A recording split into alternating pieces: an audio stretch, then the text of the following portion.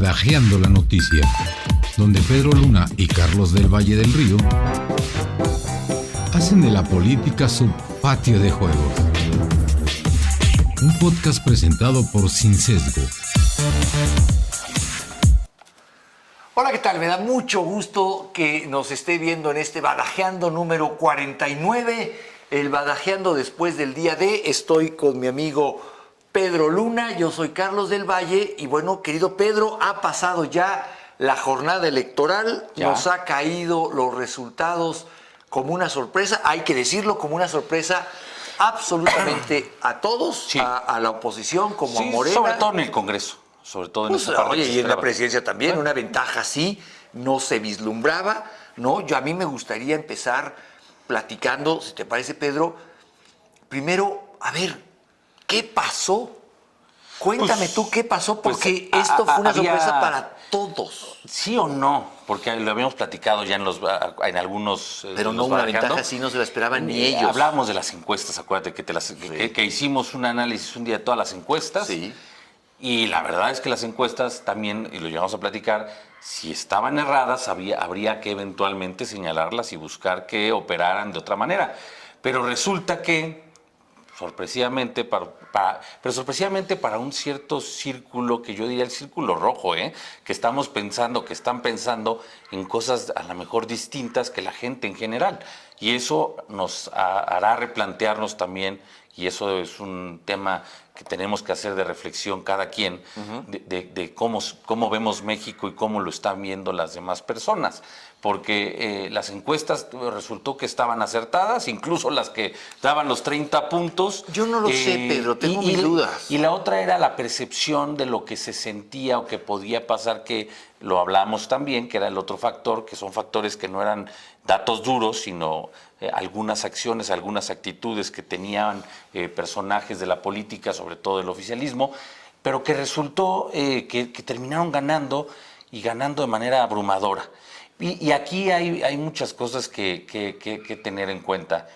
Primero que, bueno, su mayoría calificada tiene implicaciones importantes, que ayer pusieron a temblar a los mercados. Sí. El dólar se depreció como no se depreciaba en muchos años. Entonces eso pone a temblar a la gente, porque los mismos análisis de los grandes instituciones financieras preveían una victoria de Claudia Sheinbaum, pero no por un margen tan grande. Decían ellos que de entre 10, 15 puntos, y aquí terminó siendo más de 30. Antes de pasar a las consecuencias de la elección, que finalmente son las que importan, creo, Pedro, que me gustaría dar un paso atrás. Es decir, ¿cómo se dieron esos resultados? Que me parece que es como lo primero a analizar, porque ciertamente fue una sorpresa incluso para Morena. O sea, tiene razón. Aquí lo dijimos en otros capítulos anteriores. Era muy difícil pensar en una victoria aplastante de Xóchitl Gálvez, ¿no? No, sí. Pero siempre dijimos, este país ya se equilibró, va a ser algo más moderado, incluso llegamos a hablar hasta de 5 o 6 puntos, podría ser, algo así. Y hablamos del Congreso también en un equilibrio distinto.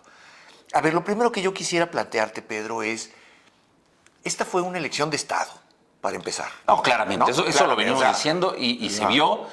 Hubo impugnaciones o hubo quejas sobre 80 y tantas mañaneras, o sea, prácticamente todo lo que duró la elección, todo el proceso electoral.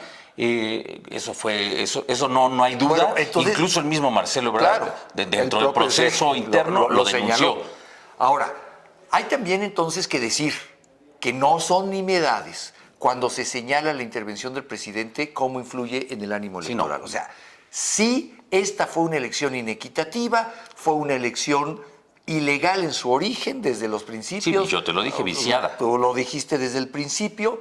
Entonces, lo que sí nos deja esto también como enseñanza es, si permitimos que una elección se corrompa desde el principio, por lo más mínimo termina siendo una elección dirigida. Y lo que vimos aquí, Pedro, en mi percepción, es López Obrador diseñó este resultado electoral milimétricamente y lo ejecutó durante 5 años, dividiendo, insultando, incidiendo, volviendo a incidir, A esto estamos hablando de la parte discursiva. Pero por supuesto también hay una parte de la enorme cantidad de recursos públicos a Sí. través de programas sociales, de la Secretaría de Bienestar, de muchas cosas que se inyectaron. ¿A qué voy con esto? A que los mexicanos tendríamos que aprender, Pedro, que una elección hay que vigilarlas desde el primer día de gobierno de un gobernante. Sí. Porque esta elección la diseñó López Obrador el primer día que se sentó en su silla en Palacio Nacional, estuvo diseñando cómo iba a ser este momento. Y tan es así que la única persona que acompañó a Andrés Manuel el día que celebró su victoria, fuera de su familia, fue Claudia Sheinbaum. Bueno. Entonces estaba más que diseñado para los que Claro. quisieron entender o pensar en algún Tardamos en momento entenderlo, ¿no? que Marcelo Ebrard tenía No, alguna oportunidad era o un cualquier juego. otro, era un error, era un juego y muy al estilo del prismo de los 70s, de los 60s, Claro. de los 80s. Así está diseñado, a eso estamos llegando. Entonces también el decir ahora vamos a vigilar las próximas elecciones, yo no sé qué elecciones vamos a vigilar, Exacto. porque el plan C que está muy planteado, también hay que pensar, se dijo mucho de Obrador, se le quiso dar el voto de confianza en algún momento, pero no, realmente No. fue lo que dijo que iba a hacer y se comportó y se comportó todo su gobierno como se pensaba en el peor de los escenarios. En algún momento quisimos leer en sus primeros mensajes que se estaba moderando, y no. pero eso le duró exactamente 30 segundos. Y se ¿no? dedicó todo el tiempo a atacar, a denostar, sí, a dividir, a polarizar. Pero también en esa polarización hay otro tema que es muy importante y es la inacción de la oposición durante 5 años. Vamos a dejarlo, la oposición, vamos a dejarlo para el segundo bloque. ¿Te parece? Ok. Porque eso merece un análisis aparte. Importante. O sea, no sé si estés de acuerdo, perdón que te haya interrumpido de esta manera, Pedro, pero creo que eso merece que le prestemos atención aparte. Me gustaría en esta primera parte de este badajeando, si tú estás de acuerdo, Pedro, ahora ya revisamos cómo llegamos ahí.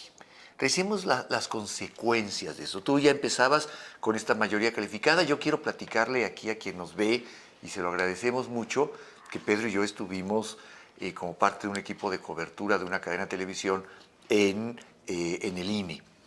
Y yo, Pedro, tengo esa sensación de tristeza de cuando Pedro y yo estábamos transmitiendo los últimos resultados electorales, las últimas reacciones, ya muy en la noche desde el Instituto Nacional Electoral, y finalmente terminó la transmisión.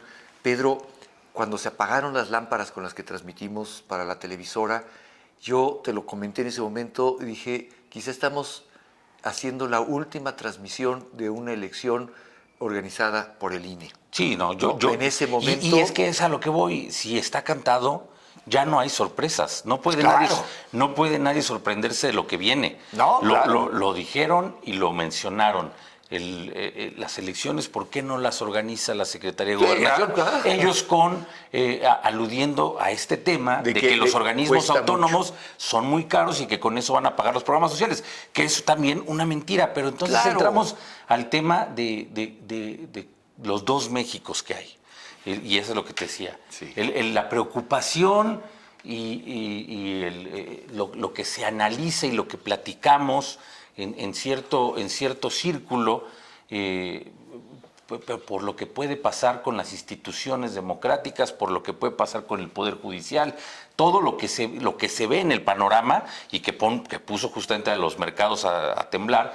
Eso nos preocupa a algunos, pero a otras personas, y no es por menospreciarlos, y no es decir que sean ignorantes, no, pero tienen otras preocupaciones. Claro. Y son los que están en el día yendo a comprar tortillas o yendo al mercado a comprar y a ver si les alcanza. Y esas personas, también te lo llegué a mencionar. Están viendo otro México. Están viendo otro México, Claro. y también se sintieron, y eso sí, no se puede negar que López Obrador lo que hizo durante 18 años que estuvo en campaña es voltearlos a ver y escucharlos. Claro. A lo mejor no escucharlos en el sentido que hizo caso a lo que le decían, No. sino que ese era su clientela y él sabía lo que tenía que hacer. Les habló a ellos, les habló. les habló ese México. Se paró enfrente de ellos. Sí. Y los otros políticos ya no Claro. lo hacían. A ver. Había un desdén, había un olvido, nada más cada 6 Sí, años así o cada 3 seguimos. años, así seguimos. Y ahorita hablamos de la oposición. Y que no es te una quiero decir vergüenza. con esto que sea un gran benefactor, no para nada. No, porque pero nada, la más, gente... nada más les hizo creer que los escuchaba, Ajá, pero nada más. Pero, y además, en el hacerlos creer que los escuchaba, estas becas, estos programas, estos recursos que les entrega directamente a las personas, sin que ellos entiendan el tema del déficit fiscal que viene, sin que ellos entiendan la descomposición, sin que ellos entiendan en este discurso que tiene el populista que es muy simple y que es muy llano, que te voy a dar más libertades, dicen. Pero al mismo tiempo saco al ejército a las calles. Una se contrapone. Exacto. Te voy a dar más cosas, pero te voy a quitar impuestos. Y te voy a dar apoyos sociales del dinero que este grupito te ha estado robando. Sí. Pero ese grupito es el que genera los ingresos para que haya dinero. Pero hay alguna reflexión, Pedro, que a mí me gustaría también que seamos claros.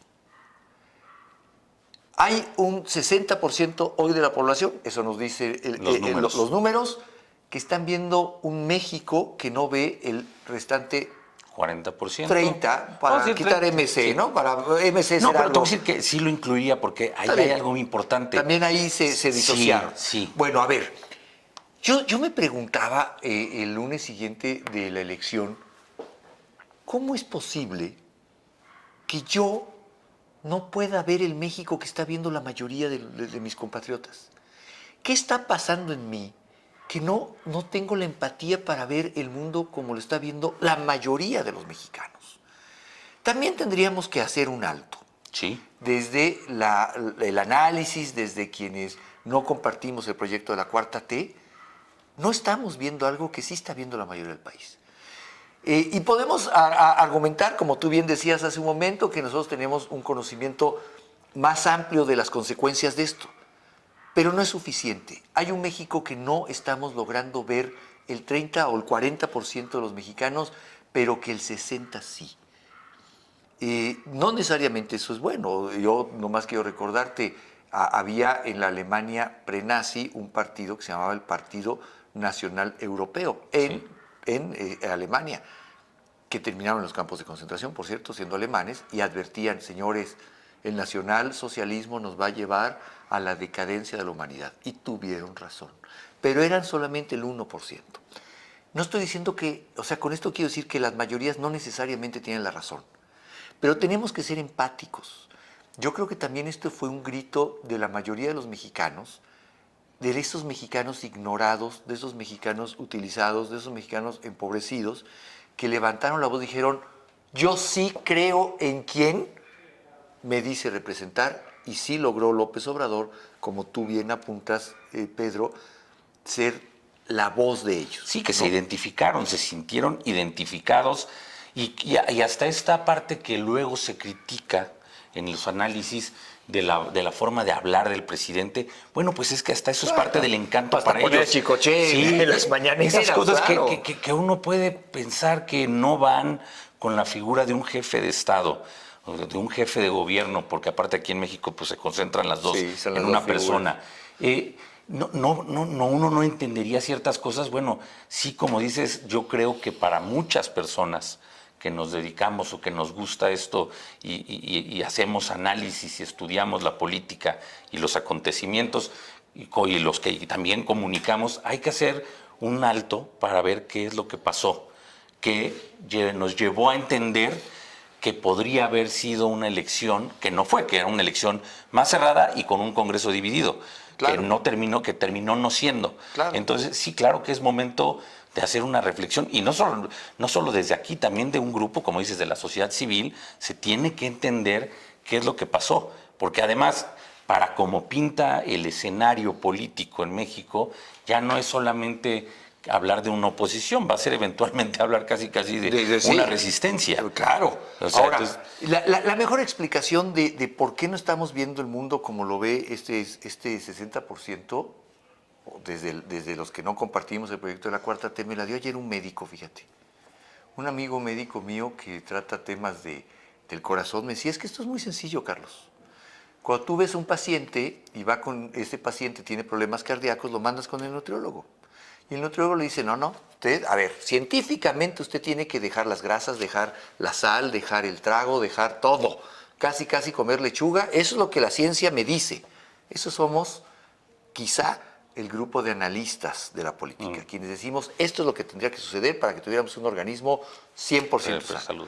Cuando ellos regresan a la consulta de mi amigo, le dicen, ¿qué pasó con su dieta? No, doctor, No es vida comer sin echarme un taquito, no es vida si un día no me puedo tomar un refresco. No, eso será lo correcto, pero no es vida vivir así. Y entonces este amigo médico ha ido aprendiendo que entre el deber ser y el ser tiene que haber un punto medio. Y ese punto medio se rompió en política, ¿no? Ciertamente también hay que decirlo. Los que nos dedicamos al análisis político, a los medios de comunicación, ahorita hablaremos de la oposición, no entendieron que no es vida para el 60% por donde íbamos. Sí, ¿no? Es una cosa terrible. Ahora, vamos a hacer una pausa, Pedro, sí, porque ya nos llegó la pausa, pero regresando, si te parece, planteo 2 temas, más los que tú quieras poner o los que quieras modificar.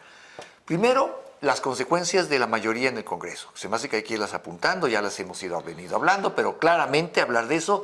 Y segundo, ¿y dónde está la oposición, apá? ¿Qué pasó con todos ellos? Hacemos una pausa, estamos de regreso en un minuto. Suscríbete a nuestro canal de YouTube. Sin Sesgo, periodismo de clase mundial para un mundo que nos pertenece. Estamos en este Badajeando 49, el Badajeando después del día después del día de las elecciones. Estoy con mi amigo Pedro Luna, yo soy Carlos del Valle. Hemos venido hablando cómo llegamos a este momento, cómo llegamos a esa elección y por qué ese resultado nos sorprendió.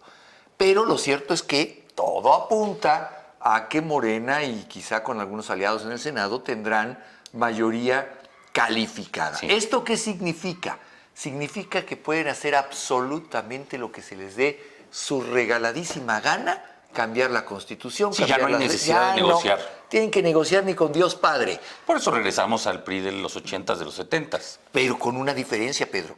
En el PRI de los 80s, de los 70s, ciertamente era un partido único, con una presencia presidencial muy fuerte, pero el presidente siempre era un hombre muy institucional. No estoy defendiendo eso, creo que tuvimos una larga lucha para zafarnos de esto quitarlo y hoy estamos anclados nuevamente 50 ahí. años en el pasado. Pero tú nunca verás a un presidente López Portillo, a un Echeverría, de estos que se me ocurren muy clavados en esta época, denostar a la mitad de la población, hablar de que él está por arriba de la ley. No, pero también, fíjate... no quiere decir que no lo hiciera, nomás no lo decía. Pero aparte sí... lo terrible es que hay que comparar con estos personajes. Exacto. Cuando no había libertades, cuando el Estado era represor, eso es a lo que estamos regresando y eso es a lo que en lo que trabajó con mucho interés y con mucho ánimo el presidente de la República. Claro. Eso fue lo que quiso. Sembró las bases de eso, porque ahora tenemos al Congreso totalmente con la mayoría calificada en las 2 cámaras y con 24 entidades gobernadas por ellos. O sea, esto es... Y fíjate que esto es importante, porque también hay que decirle a quienes nos ven que para los cambios de la Constitución hay algo que se llama el referéndum constitucional, que es decir, la mayoría de las legislaturas locales tienen que aprobar un cambio a la Constitución. Teniendo esta cantidad de estados de tu lado, tienen problema. Ni siquiera en eso tienen un problema. Fíjate cómo es la vida, Pedro. Una de las batallas que más costó desde la oposición política en los años 70s, 80s, fue justamente el que no hubiera una mayoría en los congresos o que esta mayoría tuviera un equilibrio a través de los plurinominales. Sí, por eso existen, Por porque eso si no existen. existieran, Claro. estaríamos hablando hoy de 40 nada más legisladores. Pero se deformó tanto. Sí. Se deformó tanto que los plurinominales terminaron siendo un regalo para las dirigencias partidistas. O para que se protegieran O y para el cosas. fuero y tal. Lo vimos en Imagínate este lo proceso. que sería esta elección si no hubiera plurinominales. Pues hablarían entre ellos. Sí. El Congreso en 100% sería de ellos. Sí, ¿no? prácticamente. No habría nada. Habría quizá 1 o 2 legisladores por ahí metidos, no más. Ahora, ¿qué si viene todos estos cambios a la Constitución? Viene ahora sí vamos hoy a estar hablando de quizá lo que en algún momento acarició López Obrador, de crear un nuevo Congreso o un constituyente que cree una nueva Constitución. Y cuidado, el chavismo en Venezuela empezó creando una nueva Constitución. Y lo replicaron en varios países. En varios países. Eso no es sorpresa. Y además, hay que recordar, le quedan unos meses a López Obrador, aunque sean cortos y aunque sea poco, si tenía poder, ahora tiene más poder. Ahora. Fue prácticamente, y él lo dijo, esto era un referéndum.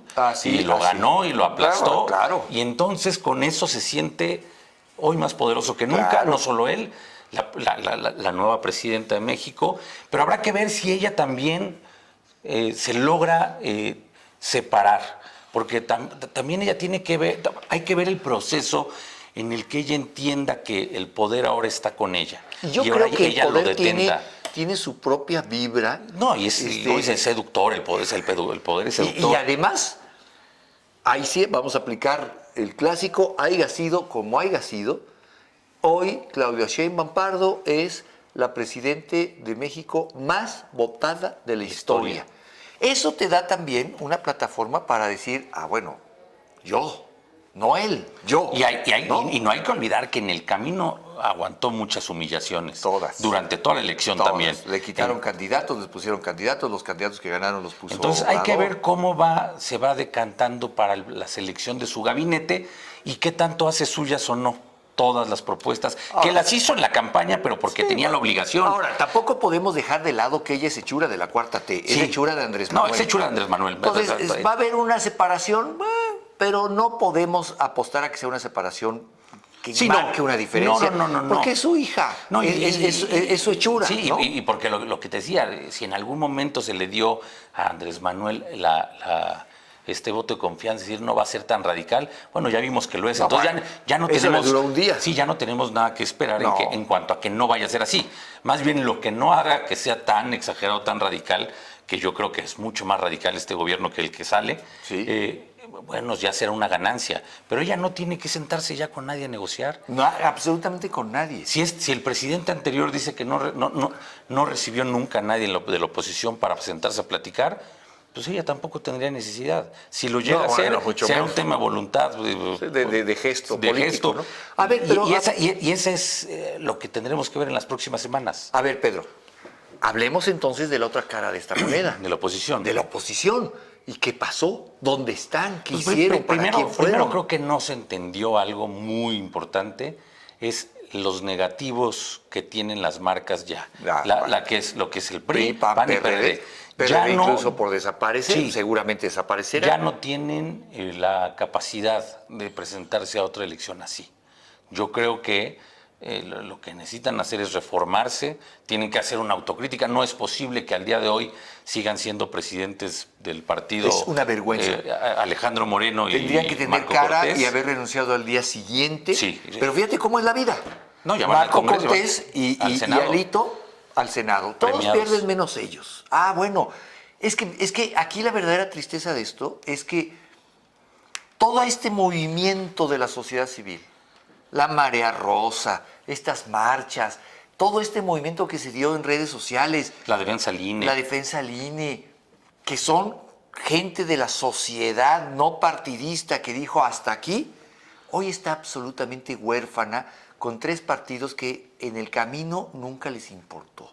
En el camino y además hay que ver que se hizo este intento como de primarias con el frente, pero no fue realmente algo en el que se incluyó a la sociedad. A ver, Nunca ¿quién se tomó estaba? en cuenta. Estaba Xochitl, que es del PAN, por mucho que me diga. Estaba Santiago Krill, estaba Beatriz Paredes. Estaba Beatriz No, creo Paredes, que estaba el exgobernador de Michoacán, Aureoles. A ver, ninguno de ellos es de la sociedad civil. Todos ellos incluso llegó a estar el ahora senador de Morena, Murat, también estuvo. Murat, ahí te encargo. Rápidamente se fue. Bueno, para que veas tú. Entonces, me parece a mí que sí, hay una enorme orfandad de la oposición, o, mire, ni siquiera vamos a hablar ya en términos de la oposición, de quienes desde la sociedad no comparten la visión de la Cuarta T, porque no hay una oposición, no hay oposición. Esa masa electoral, que no es poca cosa, 20 millones, ¿cuánto? ¿De votos? Sí, no. Y lo que sea, deberán tener una voz. Yo soy optimista. Creo que a partir de ahora surgirán nuevas organizaciones sociales, organizaciones civiles, que desprecien a los partidos. Sí, y el cambio tiene que venir para que realmente sea una oposición nueva, una oposición fresca, una oposición operante, Una nueva generación. pasa por la sociedad civil. Ya no, y además es que pasa, como dices, por una nueva generación, porque son los mismos políticos desde hace 40 años. Los mismos. Y los que no se quedaron en el PAN y en el PRI y en el PRD se fueron a Morena, porque son los mismos. Entonces, ahora se necesita algo nuevo y se necesita... O sea, yo no creo, bajo ninguna circunstancia, que el PAN y el PRI puedan volverse a presentar como marcas a una elección. No. No hay forma. No. Porque además no lo pueden hacer solos porque ya no tienen la fortaleza. No. Se destruyó lo que se hizo. Sobre todo en el caso del PAN, lo que habían hecho durante tantos años de trabajo se destruyó. Bueno, pues ¿cuánto tiempo más tenemos que ver a Santiago Krill ahí? ¿Cuánto tiempo más tenemos que ver a Marco Cortés? Esas dirigencias añejas, rancias, que yo te aseguro una cosa, todos ellos algo ganaron. Margarita Zavala, representando a Felipe Calderón, que además fue uno de los grandes destructores del PAN, siendo presidente. Y que cuando el discurso de la oposición es justamente el gran iniciador de la violencia, estamos diciendo lo que dice... Lo dice Palacio Nacional. No estamos diciendo que esto sea cierto o no, eso lo analizamos ya en muchas ocasiones, lo volvemos a platicar otra vez. Pero cuando el blanco es Felipe Calderón, ¿tienes ahí a Margarita Zavala? Cuando se cansaron de denostar... Tienes a Roberto Gil, que también es parte de su gabinete, fue de su gabinete y su grupo cercano íntimo. Y cuando se cansaron de decir, y se les, con una sonrisa de desprecio, el PRIAN, y sales a dar un mensaje con el PRI y el PAN flanqueándote ahí, y atrás Santiago Krill y Kenia, y el mismo PRIAN de siempre. Bueno, hoy hay que aceptar dos cosas, que ya las veníamos manejando, pero un poco para ir concluyendo también, Pedro. Por un lado, una enorme marca que crece en Morena, producto de escuchar a la población. O de acercarse, es que ni siquiera... De escucharlos, ni siquiera es de escuchar, es de hacerte presente. Ese fue el hecho, de estar de ese ellos lado. se hicieron presentes, tomaron la molestia de recorrer las calles, de recorrer los municipios, cuando hubo un desdén y se había dejado, y del otro lado se olvidó eso. Estos lo recorrieron. No es que los escuchen porque hacen lo que quieren, como todos los políticos. Bueno, yo dije, yo te puedo escuchar y no hacerte caso. Ese es el caso. Es en ese aspecto, pero lo quiero dejar muy claro, no hablamos en el aspecto de que los tomen en cuenta. Pero ellos sienten que sí, y se identifican. Claro. Y entonces... Y por otro lado, una oposición que sigue hablándose entre ellos, para ellos, que fíjate, tan desprecian a la sociedad y tan poco contacto tienen con la sociedad, que hay un dato que poco se ha hablado. Solamente el 29.7% de las casillas en toda la República Mexicana tuvo representantes del PAN. Sí, porque ya no tenían la capacidad. Porque claro, iban con la gente, con la sociedad, con la que fueron a las marchas, con la marea rosa, le decían... ¿Quién de ustedes quiere ser representante del PAN? Ah, no, yo del PAN no, yo con eso. Y del PRI ni hablar. No, del PRI, olvídate, y del PRD creo que no tuvieron ni uno. A ver, el 29% de las casillas no tienen ya esa capacidad, mientras tanto, Morena... 98%. Sí, claro, eso estaban en todas, no faltaba más, ¿no? Bueno, pues sí. Y esto nos habla también de que pues ya no se identifican con la sociedad no con ellos, ¿no? Sí, no, ya no hay una identificación. Digo, ya es un fracaso, como partido es un fracaso. Ya, sí. Se tiene que, yo creo que no sé quiénes tengan que hacer este ejercicio, quiénes sean los que tengan que hacerlo, quiénes sean los que tengan que llamar a cuentas a estos personajes dentro de sus propios partidos, si es que pueden y si es que se atreven, porque primero es llamarlos a cuentas. Y después es plantear una reforma.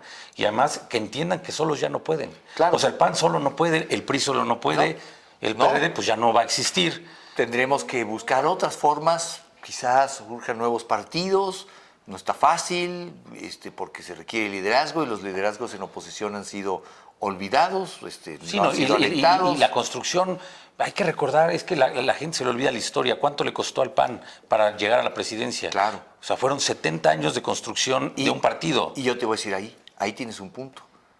¿Cuánto le costó al PAN para llegar al poder? 70 años. ¿Y cuánto le costó? Y cuando llegó, ¿para qué llegó? Para repetir el mismo modelo de gobierno. Y para abrazar ese mismo sistema. Y eso lo entendió López Obrador. Le costó 18 años de campaña llegar, pero cuando llegó dijo yo no voy a hacer Y eso entendió la gente también. Claro. las cosas siguieron igual. Claro. Eso sí es algo que también la gente les puede reclamar. Las cosas se mantuvieron exactamente igual cuando pasó la elección del 2000 en adelante. Exactamente igual. Sí se crearon algunas instituciones, sí se respetaron algunas cosas, pero no se tomó en cuenta, creo que a este 60% que hoy marcó una elección pues, con una tendencia aplastante. Pues Pedro, llegamos al final de este Badajeando. Tenemos un México nuevo, un México que tenemos que aprender y entender para dónde va. A mí me gustaría decir que tenemos un mejor México, pero tengo que ser cierto no estoy tan seguro del rumbo que esto tome por estas mayorías de las que hemos hablado, pero pues es el México que tenemos, el México por el que votó el 60% de los ciudadanos. Pues es lo que se votó y es lo que hay. Yo creo que no es para nada una buena noticia. Yo también. Yo, la verdad, ese día que salimos del INE, salí abatido. Yo me sentía profundamente triste y decepcionado de lo que se vivió, porque a lo mejor yo soy de estos que se preocupan y que tienen conciencia de lo que viene. Pues y sí, creo que lo que viene, tenemos hijos, incluso te dije, futuro. tal vez mis nietos vuelvan a votar, porque no sé si mi hijo le alcance para votar, porque las cosas que se entregaron y que se regalaron por la vía democrática para recuperar. No. Pues mira, lo que sí tendremos son badajeandos, Sí. lo que sí tendremos es un diálogo entre nosotros y el auditorio, y pues ahí iremos construyendo este país, entendiéndolo, ¿no? Y viendo para dónde va Claudia Sheinbaum, para dónde puede ir esta cuarta T, cuál es el destino final Y de además, los partidos. ¿no? señalando, no dejar Señalando. de decir. Esa va a ser nuestra labor, ¿no?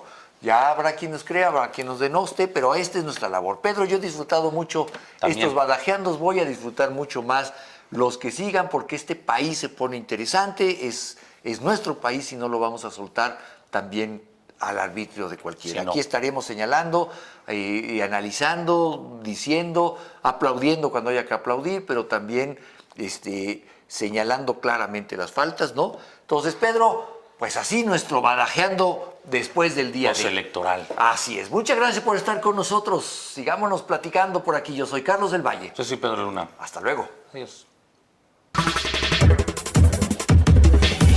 Hasta aquí Badajeando la Noticia, donde Pedro Luna y Carlos del Valle del Río hacen de la política su patio de juegos. Un podcast presentado por Sin Sesgo.